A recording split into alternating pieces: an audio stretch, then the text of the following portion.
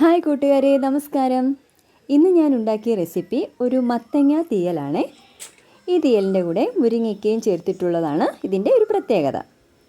തീയൽ ഇഷ്ടപ്പെടുന്ന എല്ലാ കൂട്ടുകാരും ഇതുപോലെ മത്തങ്ങയും മുരിങ്ങയ്ക്കയും ഇട്ടൊന്ന് തീയൽ ഉണ്ടാക്കി നോക്കണേ. അപ്പോൾ നമുക്ക് തീയലൊന്ന് ഉണ്ടാക്കി നോക്കിയാലോ?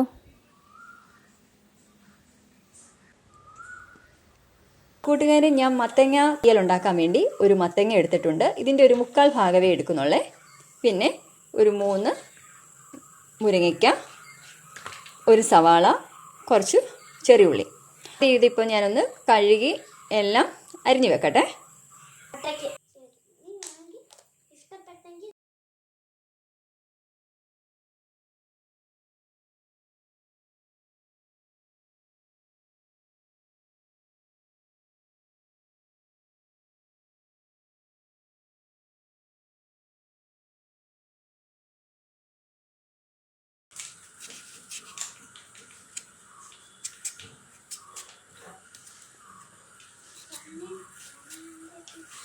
അപ്പോൾ ഞാൻ തീയൽ വെക്കേണ്ടതെല്ലാം അരിഞ്ഞു വെച്ചിട്ടുണ്ട് കേട്ടോ.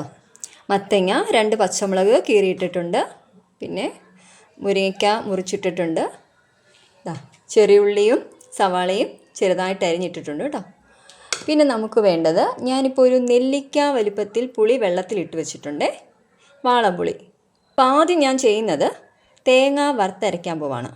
അപ്പോൾ ആദ്യം ഞാൻ തേങ്ങയും കുറച്ച് ഉലുവ, ചെറിയുള്ളി, പിന്നെ കറിവേപ്പിലയും ഇത്രയും ഞാൻ നല്ലപോലെ വറുത്തെടുക്കാൻ പോവാണ്.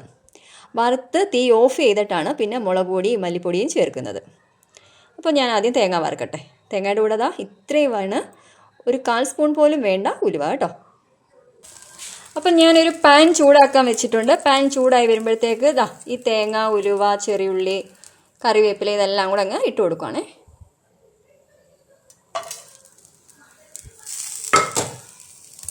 തേങ്ങ ഞാൻ ഒരു വലിയ അരമുറി തേങ്ങ ഫുൾ എടുത്തിട്ടുണ്ട് കേട്ടോ. അപ്പോൾ ഇതെല്ലാം നല്ലപോലെ വറുത്തെടുക്കാം.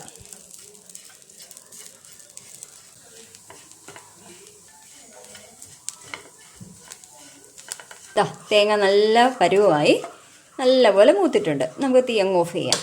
തീ ഓഫ് ചെയ്തിട്ട് നമുക്ക് മുളക് പൊടി, മല്ലിപ്പൊടി, മഞ്ഞൾപ്പൊടിയൊക്കെ ചേർക്കാം.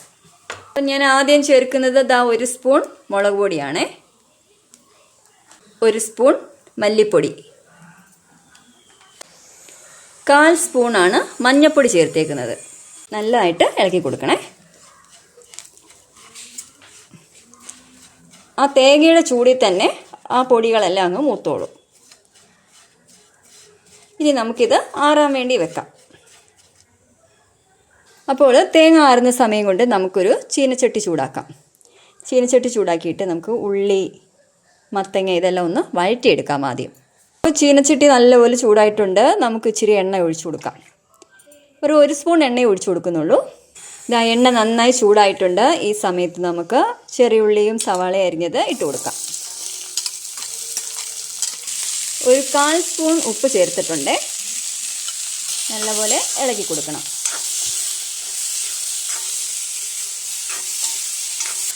അപ്പോൾ ഉള്ളി വേകുന്ന സമയം കൊണ്ട് ഞാനിതാണ്ട മിക്സിയുടെ ജാറിലേക്ക് തേങ്ങ എല്ലാം ഇട്ടിട്ടുണ്ട്. അതെല്ലാം നല്ലപോലെ ഒന്ന് അരച്ചെടുത്തുകൊണ്ട് വരട്ടെ.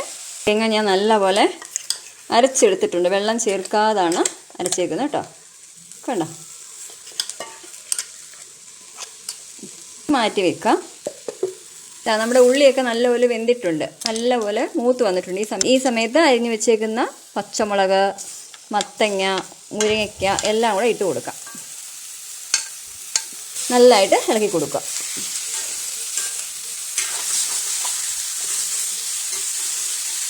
ഇപ്പോഴും ഒരു 1/4 സ്പൂൺ ഉപ്പ് ചേർക്കുന്നുണ്ട്. ഉപ്പ് ചേർത്തിട്ട് നല്ലപോലെ ഇളക്കി കൊടുക്കുക. ഇങ്ങനെ കുറേ നേരം നമുക്കിങ്ങനെ ഇളക്കി കൊടുക്കാം. അത് നല്ലപോലെ ഒന്ന് വഴറ്റിയെടുക്കാം. ഈ മത്തങ്ങയും മുരിങ്ങയ്ക്കയും ഉള്ളി 3-4 മിനിറ്റ് നമ്മൾ നല്ലപോലെ വഴറ്റിയതിന് ശേഷം നമുക്ക് ആ അരപ്പ് ഇതിനകത്തങ്ങ് ചേർക്കാം. അരപ്പെല്ലാം ഇതിനകത്ത് ചേർത്ത് കൊടുക്കാം.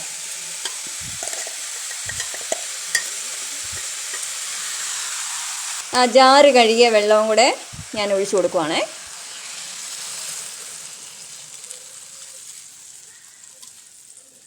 നല്ലപോലെ ഇളക്കി യോജിപ്പിക്കുക. ഇനിയിപ്പം തീ നല്ലപോലെ കൂടി കിടക്കട്ടെ. ഹൈ ഫ്ലെയിമിലിട്ടാണ് ഇപ്പം വേവിക്കുന്നത്. മത്തങ്ങയും മുരിങ്ങയ്ക്കൊക്കെ പെട്ടെന്ന് നമുക്ക് വെന്ത് കിട്ടും. അരിപ്പ് നല്ലപോലെ തിളച്ചതിന് ശേഷം നമുക്ക് പുളി ചേർക്കാം. നമുക്കൊന്ന് അടച്ച് വെച്ച് വേവിക്കാം കേട്ടോ. തീയിൽ നല്ലപോലെ തിളച്ചിട്ടുണ്ട്. സമയത്ത് നമുക്ക് ഒന്നുകൂടെ ഒന്ന് നല്ലപോലെ ഒന്ന് ഇളക്കി കൊടുക്കാം. കഷ്ണങ്ങളൊക്കെ നല്ലപോലെ വെന്തതിന് ശേഷം നമുക്ക് പുളിവെള്ളം ഒഴിച്ചാൽ മതി കേട്ടോ. ഈ സമയത്ത് ഉപ്പ് വേണമെങ്കിൽ ഉപ്പ് ചേർക്കാം. ഞാൻ കുറച്ച് ഉപ്പ് ചേർത്തിട്ടുണ്ട്. ഉപ്പ് നോക്കിയിട്ട് ഉപ്പ് ആവശ്യത്തിന് ചേർത്ത് കൊടുക്കാം. വീണ്ടും നല്ലപോലെ ഒന്ന് ഇളക്കി കൊടുത്തിട്ട് കുറച്ച് നേരം കൂടി ഇട്ട് നമുക്ക് വേവിക്കാം. റെഡിയായി. ഇനി നമുക്ക് ചെയ്യേണ്ടത് ലാസ്റ്റ് ഞാനൊരു വാളംപുളി നീരാണേ. വാളംപുളി നീര് ഒരു നെല്ലിക്ക വലിപ്പത്തിലെടുത്തിട്ടുണ്ട്. അതിവിടെ ഒഴിച്ചു കൊടുക്കുക. ഉപ്പൊക്കെ കറക്റ്റാണേ. കണ്ടോ, എല്ലാം നല്ലപോലെ വെന്തിട്ടുണ്ട്. മുരിങ്ങയ്ക്ക എല്ലാം നല്ലപോലെ വെന്തിട്ടുണ്ട്. നല്ല ടേസ്റ്റി കറിയാണ്. നല്ല മണമൊക്കെ വരുന്നുണ്ട് കേട്ടോ. കണ്ടോ, ഇനി നല്ലപോലെ ഒന്നുകൂടെ തിളച്ചാൽ നമുക്ക് കടുക് വറുത്ത് കൊടുക്കാം.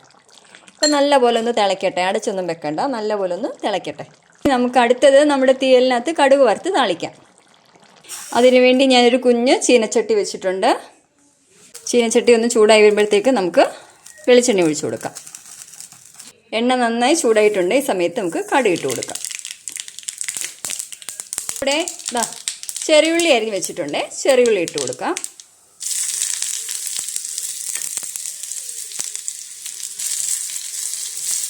കൂടെ തന്നെ ഞാനൊരു വറ്റൽമുളക് എടുത്തിട്ടുണ്ട്. അതുകൂടെ ചേർക്കുവാണേ.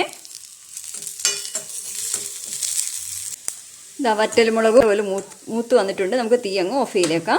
തീ ഓഫ് ചെയ്തതിന് ശേഷം കുറച്ച് കറിവേപ്പില ഇട്ട് കൊടുക്കാം.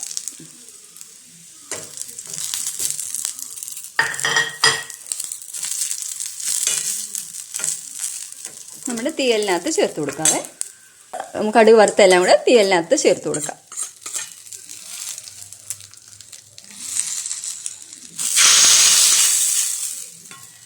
നല്ലപോലെ ഒന്ന് ഇളക്കി യോജിപ്പിക്കാം. അപ്പോൾ നമ്മുടെ തീയൽ അങ്ങനെ റെഡി ആയിട്ടുണ്ട്.